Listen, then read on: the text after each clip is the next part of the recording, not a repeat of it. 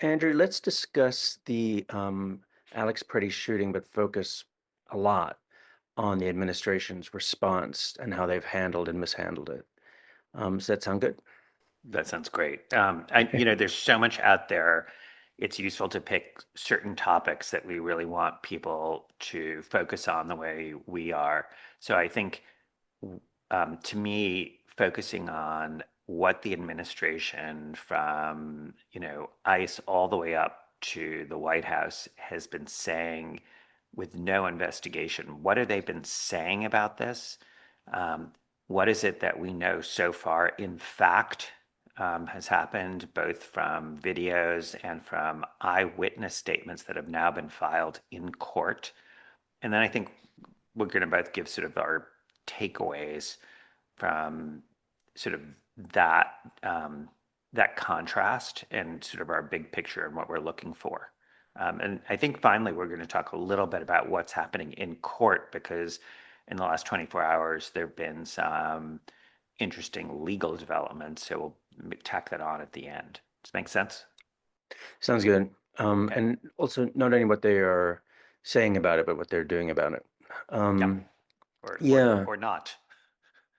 right. So the incident occurred, the shooting of Alex Pretti, the killing of Alex Pretti, right around 9:03, 9:05 a.m. on Saturday morning. And the administration, the DHS, put out its first statement within 3 hours of Okay. the And we're killing. just and with this discussion, just so everyone knows, is happening on Sunday morning. So one day later. Right, right. And the administration puts out their statement within 3 hours through DHS. So meaning And without any thorough investigation, they're putting out a statement as to the facts of what happened. And just to be clear, so this is within 3 hours of the killing. it's also after at least one video has been released, but not the several videos from several angles and the video of what preceded the interaction. That's an important piece of this. So when DHS puts out their initial statement, they might not know what's coming. They might not know what all the witness bystander video looks like. Yeah, I And would say might not know is charitable. I would say they do not know. yeah, It's also impossible to think that they actually did a thorough interview of each of the agents, that they processed the crime scene to know what the ballistics would show. They just didn't do all of the things that you would do. They have no autopsy. They haven't interviewed, in addition to the agents, they haven't interviewed other witnesses. I mean, the sort of full panoply of what you do for a thorough investigation.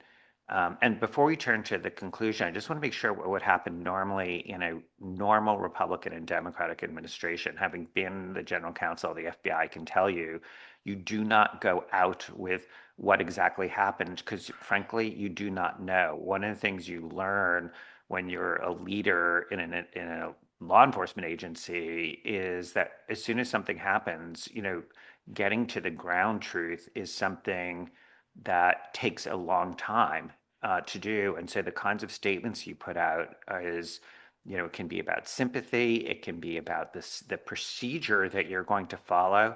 It can be about the transparency of the procedure that you're going to follow, but you know from experience that you don't go out with a full-fledged statement of everything that went on, because your obligation to the public is to be truthful and candid, and you actually don't know all the facts at that point. So that's sort of the norm. Now, what did they say? and you also might refer to it as a tragedy, like you might have some human quality to it as well, Yes. and the initial statement. So the initial statement, before getting into the specific details, makes statements about the officer's intent, makes statements about Pretty's motivation, um, and other things as well with it, like almost a bottom line conclusion.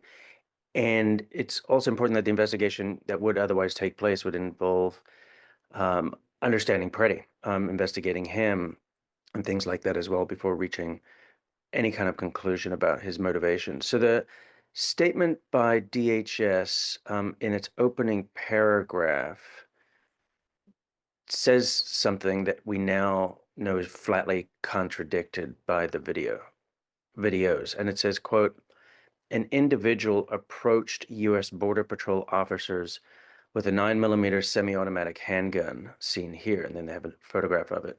So approached them with the handgun. And from the videos, every single video, and the eyewitness testimony, of which there are two in court filings, no such thing. Mr. Pretti approached them with a camera. He has his camera the whole time. And to cut to the chase, the two witnesses say they didn't even see a weapon. There's no evidence on any of the videos that he ever pulled out his weapon, brandished his weapon, wielded his weapon. So when DHS says approached the Border Patrol agents with a semi-automatic handgun, it gives obviously the impression that here's a person about to assault them, especially Right, given, that he yeah, was brandishing it.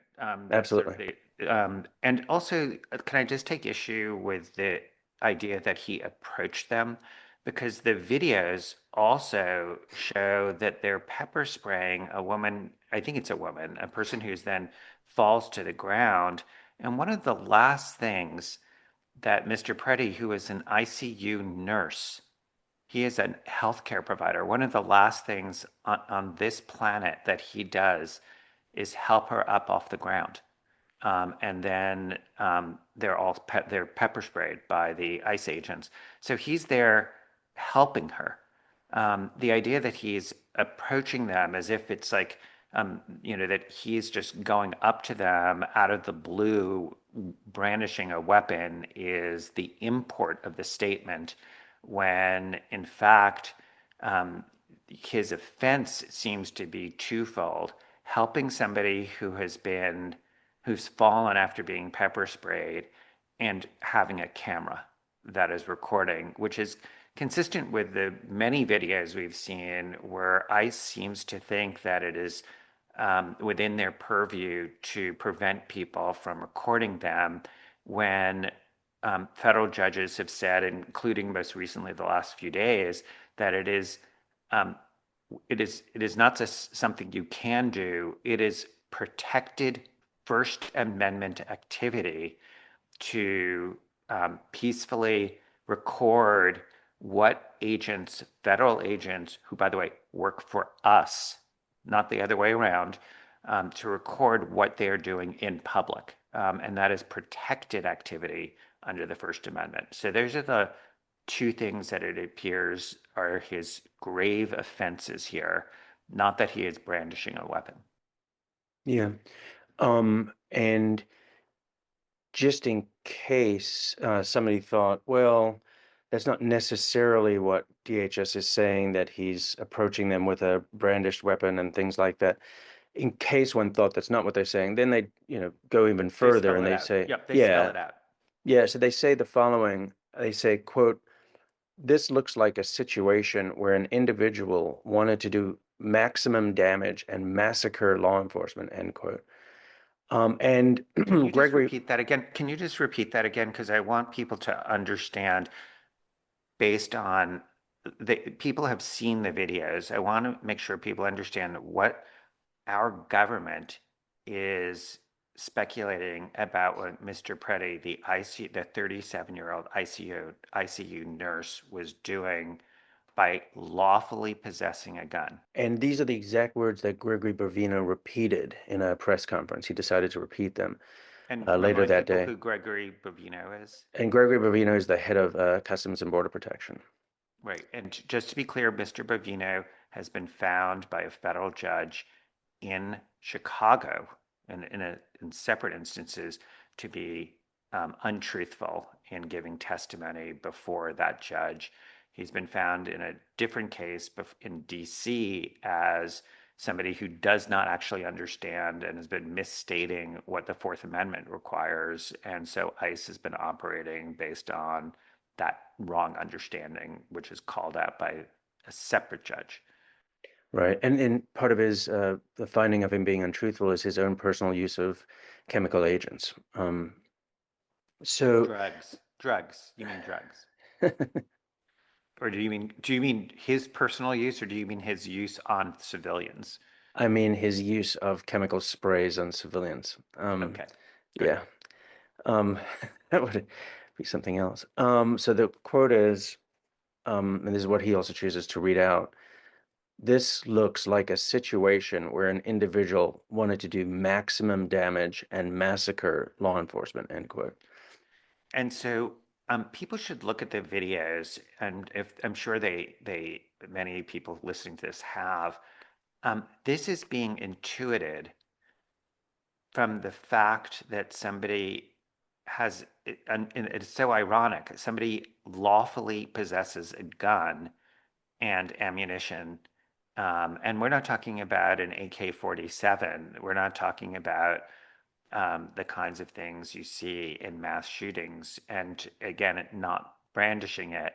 So it's not even speculation, because it's not speculation tethered to facts. Mm-hmm. It is, to me, I kept on thinking about Mr. Abrego Garcia when the Trump DOJ lawyer was told that he should march into court and say that Mr. Abrego Garcia, who had evoked enormous sympathy around the country because he had been illegally extracted from this country and sent to El Salvador and shoved into prison against a court order, and the Trump DOJ attorney, Erez Ruveni, um, was told that he should go into court and say that Mr. Abrego Garcia is a terrorist. And he said, I'm not going to do that if there's no factual predication. In other words, if there's no facts to warrant it. And then Mr. Ruveni points out that that's what happened, and then he was fired. He is now a whistleblower, and he has stated under oath everything that I have recounted about what happened. And so, this idea that you're going to tar and tarnish the victim so that you can sort of justify the ill treatment. Um, Also, just to be clear, even if that, I mean, it's. I don't even want to dignify it by saying even if true, because it's not true. But even if it were true, the agents on the ground would have to know that, right? In other words, it's not like this person was like Rambo with like machine guns and ammunition tied to him saying, I'm going to like kill all of you. Then you would have this idea of fear for your life. This is trying to say, with no facts, he's a really bad guy, so it's good that he's been killed. So don't shed any tears for him because he's a bad person. In the same way, don't worry about Mr. Abrego Garcia's rights because he's a terrorist. It's the same playbook of using unfounded epithets to have people like us say, oh, look, these two NYU professors care about due process, but look at this really bad guy who's been removed from the face of the earth. We're talking about a 37-year-old ICU nurse who didn't display any of the qualities that is being characterized by the Trump administration. Um, and I think one other thing to highlight from what you said is what a break by connecting it up with Abrego Garcia is what we're witnessing here is an administration-wide effort. And another word I almost said was conspiracy, and it is conspiratorial. They're conspiring to do these kinds of things. And so here it's not just like Donald Trump and focus on President Trump. It is head of Customs and Border Protection. It's DHS putting out this statement that they obviously must have vetted internally. It's the Abrego Garcia coming from Maine Justice. That's the whistleblower's allegations as to who was pressuring him. There's another case that's very similar to Abrego Garcia. Another person is removed to CCOT. He goes under the pseudonym of Christian. and it's Stephanie Gallagher as a judge. She's a Trump-appointed judge. There, they even found that, and the Fourth Circuit majority found that the government had come up with a contrivance, in the words of the Fourth Circuit, by generating a document to assert that this individual was a member of TDA, and that therefore that he shouldn't be brought back into the country. So they actually said, And and and that's and another instance. It's and across the board. TDA is the Trans de Aragua gang that was used by the administration to say if you're a member of that, you can just be summarily extracted from the country without due process. Just to be clear, the Supreme Court ruled 9-0 two times that that's not true. You're entitled to pre-deprivation process. In other words, you can't just be extracted without notice. Um, I just want to foot stomp on something you're saying, Ryan, because I think it's so important, which is I think there can be a tendency here for people, correctly to be very, very concerned about what ICE agents are doing on the ground with respect to Renee Good, and now with respect to Mr. Pretti. And it is completely right to focus on what looks like lawless, out of control behavior. Um, but I think it is wrong to keep your eye on that small bore picture. To me, when we were talking about this just before we started, that is like people looking at what happened on January 6th and saying, I'm going to only look at the people who went into the Capitol and defecated and attacked in the Capitol and attacked Capitol police officers. Absolutely right to look at them, but you have to zoom out to why were they there?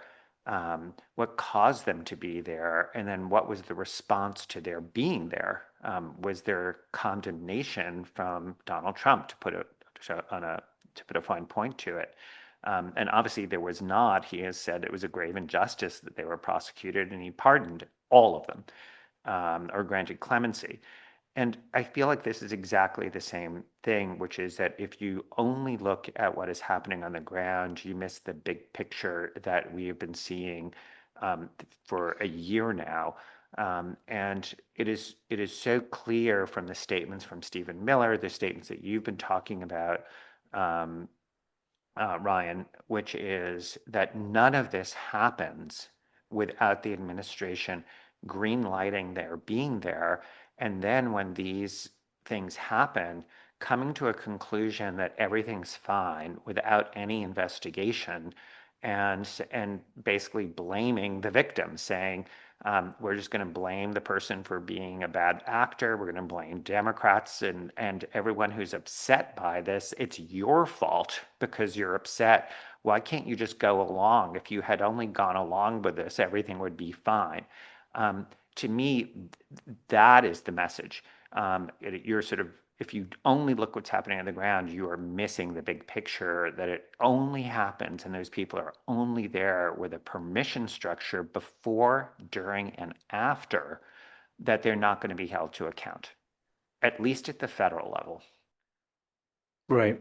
And so we're in violent agreement in the sense that I also think that it's the response to the Renee Good incident, now the response to the Alex Pretti incident is a green light. It's a permission structure going forward, because we have the Secretary of Homeland Security calling Alex Pretti a domestic terrorist in her press Yes. conference.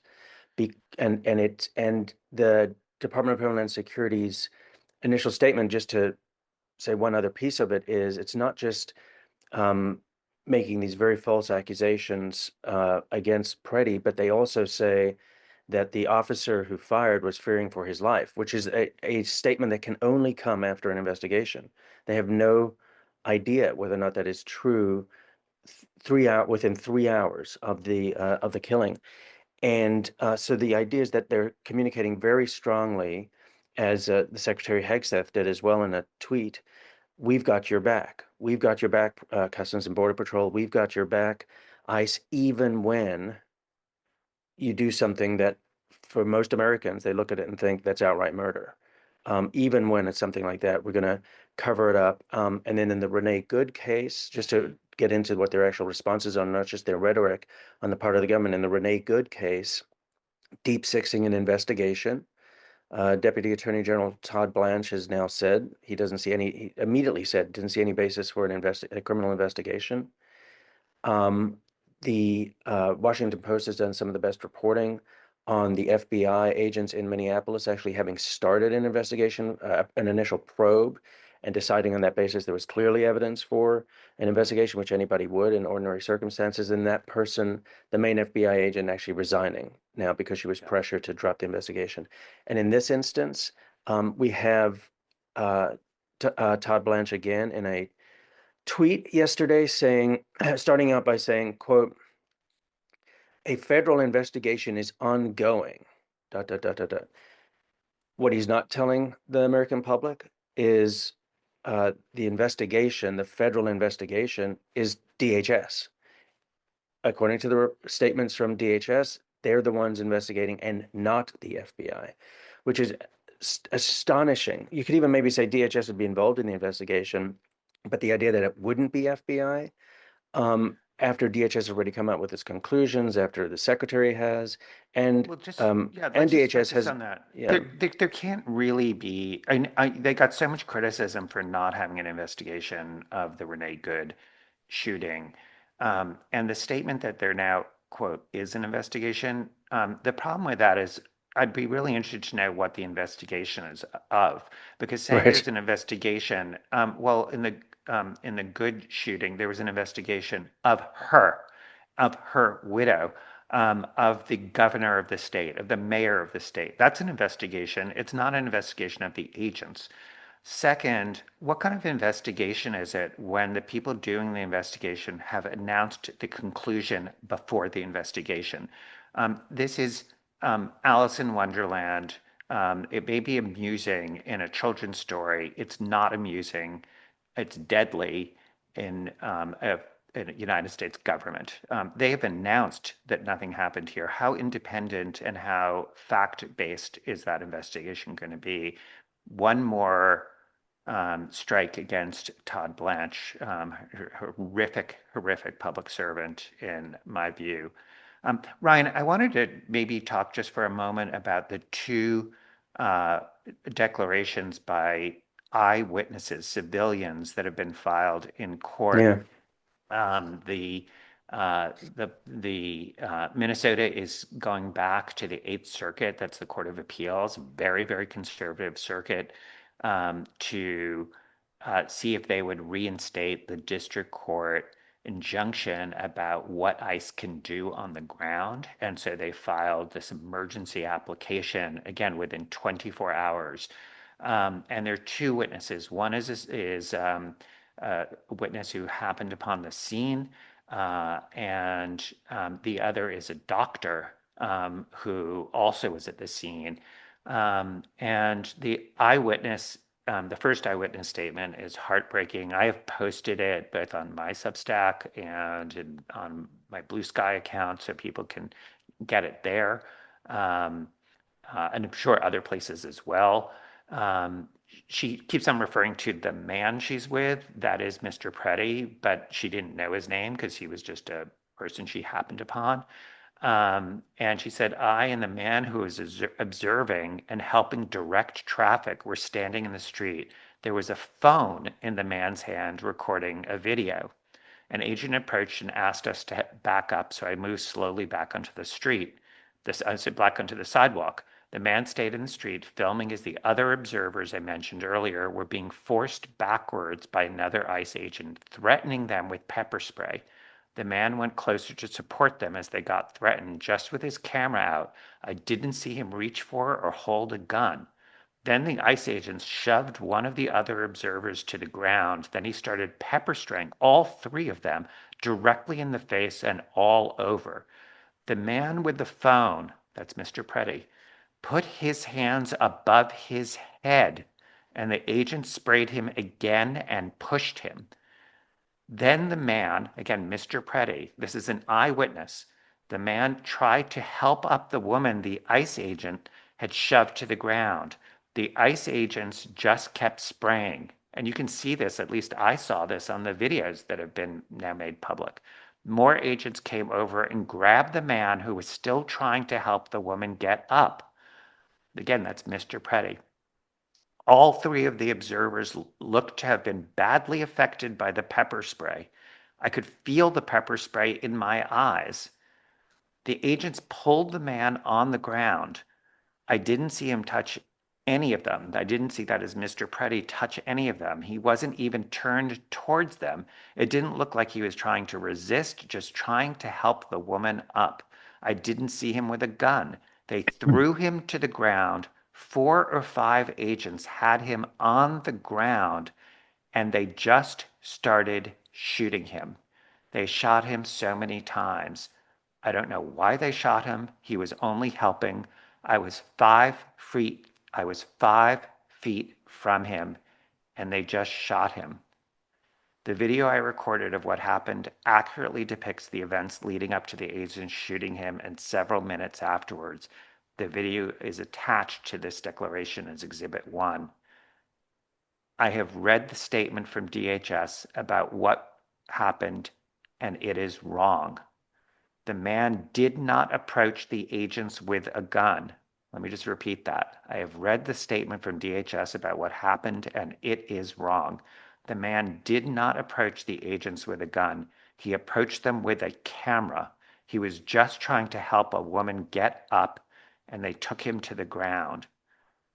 I feel afraid. Only hours have passed since they shot a man right in front of me, and I don't feel I can go home because I heard agents were looking for me. I don't know what the agents will do when they find me. I do not know. I do not. I do know that they're not telling the truth about what happened. I've heard that other witnesses might have been arrested and taken to the Whipple building. I am disgusted and gutted at how they are treating my neighbors and my state.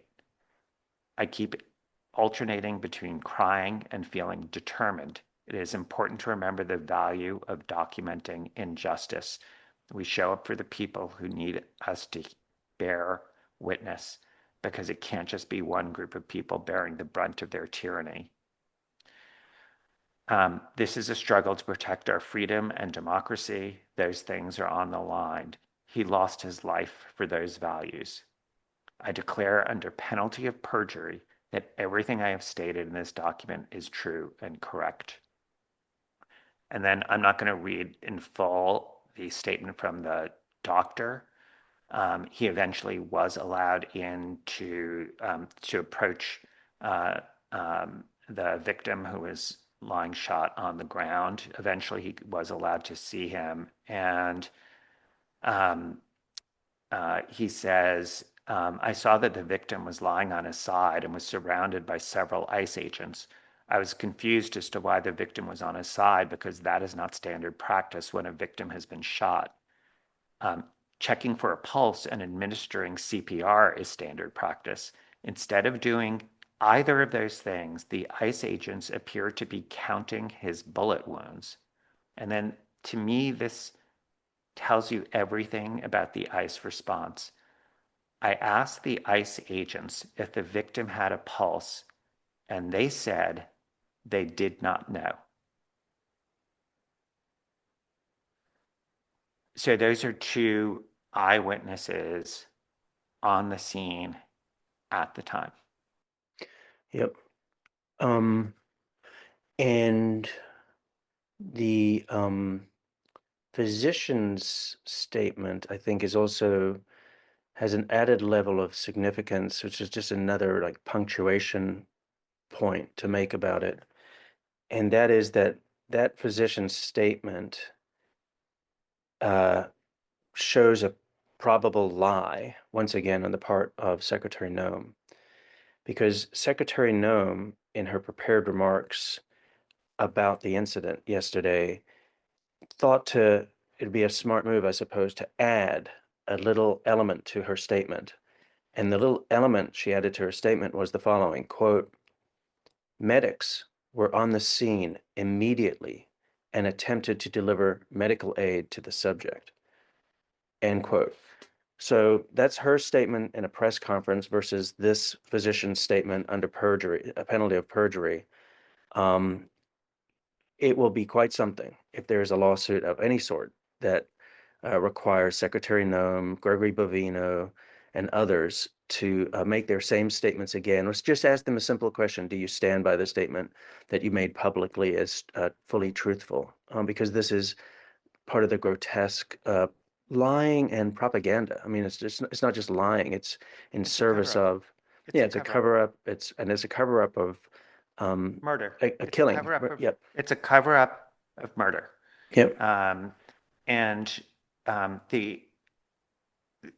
the way that you know that is um, even if you can speculate to some defense that some ICE agent would have, um, the one thing that we do know for sure right now is that the reaction, the statements of the government about what happened are not based in fact, based in known facts that they have. That is for sure because there was no investigation. There was no ability. We know that for sure that those statements have no factual predicate. Even if they may ultimately turn out to be true or partially true, which again, I highly doubt, we do know now that the statements are being made with no sufficient basis in fact. One thing, Ryan, before we started that you talked about was a statement also being made by the government about the number of agents who actually fired here. Do you want to just recount for folks? Sure. So this was just simply a smallish type of observation, but it just shows why government agencies, administration is usually loath to make any early statement because things can end up being wrong, as you said at the beginning, which is in the initial statement by DHS, they also only refer to one agent firing their weapon. So they say fearing for his life and the lives and safety of fellow officers, an agent fired defensive shots. And we now know that there are at least two agents that are firing their weapons.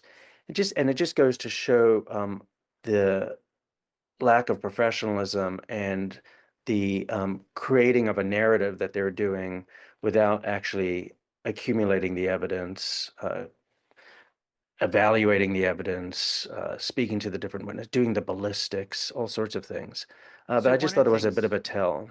Yeah. yeah, absolutely. One of the things that I think people are going to be wondering about is what can be done now. We've talked about Yeah. one legal filing in the Eighth Circuit, which is trying to restore an injunction on what ICE can and cannot do on the ground in this emergency situation.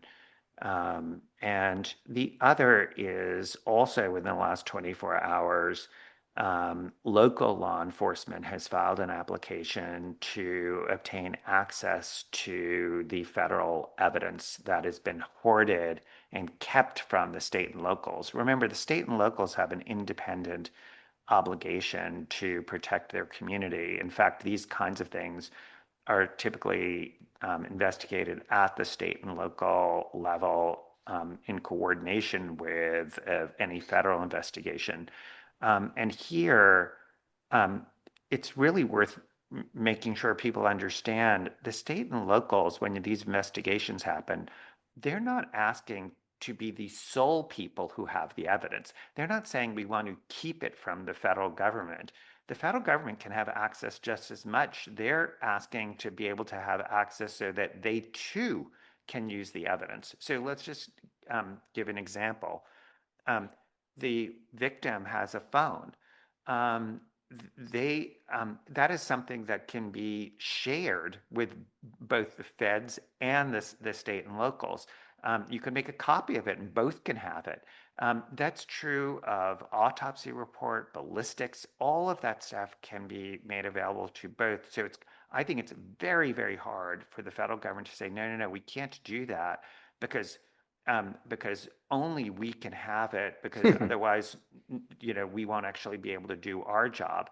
Of course, they can do their job. This is basically what would be I guess here's like the question I would ask if I were the judge overseeing this. What is the harm that you're worried about? What is it that you are worried about?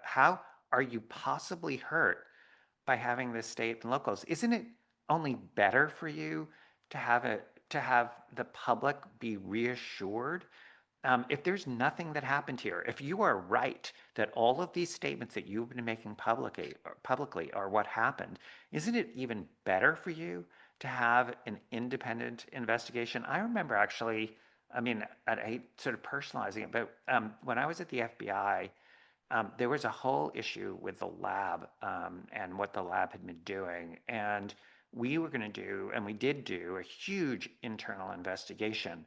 But because we wanted to make sure that the public, defense lawyers, defendants had confidence in what we were doing, we paired with the Innocence Project.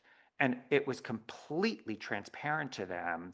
And again, I'm not saying this to pat ourselves on the back. It was also out of self-interest that of like that is the right way to approach it so that and we basically told the Innocence Project, by the way, you can fully disagree with us about what's happening here. There's no strings attached, but we want you with a full seat at the table, precisely because how else are you supposed to instill confidence in the public that you are, when something went wrong, you're going to say it, but when you think something was right, otherwise there people would think, oh, you're just circling the wagons, you're not doing it correctly. We wanted the people who had done something right to be able to be for it to be believed that they actually did do the right thing.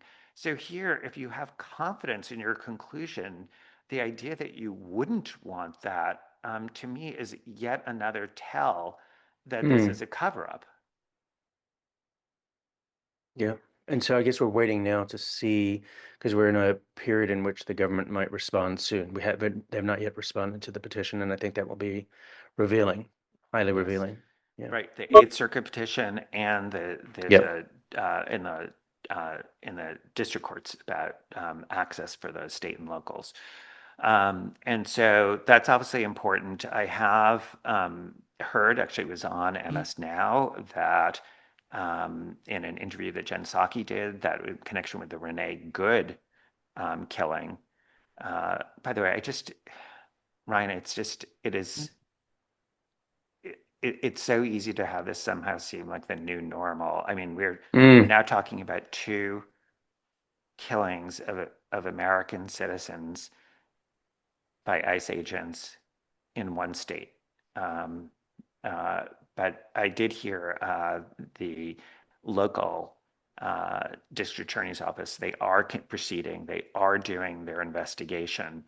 Obviously, the new application for access to evidence is part of that. So that is something that people can keep their eye on in terms of they're going forward and doing their job. And again, they're being very clear. They're not saying they know what they're going to conclude or not conclude, because that's the way you proceed. They don't know what all the facts are yet. I think that we're in a I think we're in a also dynamic period because the moment that we're in, like you say, like two US citizens have been killed.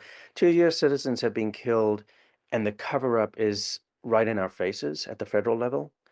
And I think one other piece that might be just a part of an end note for us to be looking out for is the ways in which the courts react. Because part of the Yes. conversation among us lawyers is that some people think, well, you know, these state prosecutions have real uphill battles in the ways in which the law is structured, blah, blah, blah, blah, blah. And I think a lot of that conversation assumes the law is static and didn't respond at the time that it was written by courts in the past based on those circumstances. And we are in a very different set of circumstances where the judges themselves are conscious beings and will look out and see the outrageousness of what the federal government is doing in response to these killings. And I think the idea that I think they might respond in a more flexible manner to the ability of state and locals to bring these kinds of cases. And we also have published a couple pieces at Just Security, one of them in particular that I think I'd recommend at this part of our conversation, Jonathan Wroblewski, and he is served long term in the Justice Department, including in the division that criminally investigates civil rights deprivations. and he outlines at a high level the court precedents that allow for these state and local prosecutions when federal agents act beyond their remit and killing people and the like. And I think that that's Yeah. something that we'll be Jonathan, unfortunately talking about Jonathan's a quite a great, bit. he's a terrific lawyer. I Yeah, dealt with him quite a bit when I was in the criminal division. A lot to stay tuned for. Unfortunately, and I've said this on air, unfortunately, if the administrative response does not change, the administration's response does not change, we sadly, Ryan, are going to be back here. absolutely. We have, done another discussion like this in connection with interaction between a civilian and ICE. We have seen the Renee Good shooting. We've now are sadly here again. And if things do not change, if the courts do not step up, if people don't step up, if the administration continues down this road, we really just have a lawless um, agency that is armed and on the streets in America and with no repercussions to them when there's a killing. And the mantra is simply going to be they feared for their lives, no matter what the facts are. The mantra is going to be that the person who's killed is a really bad person, so don't worry about it. Um, that's the world that sadly the United States of America is in right now. So, Ryan, I can't say it's great to do this with you, but it's good to parse out these issues. I hope people find it helpful. And we've tried to flag for people, but factual issues, legal issues, and then things to keep an eye on as we go forward. All right. Great to talk with you, Andrew.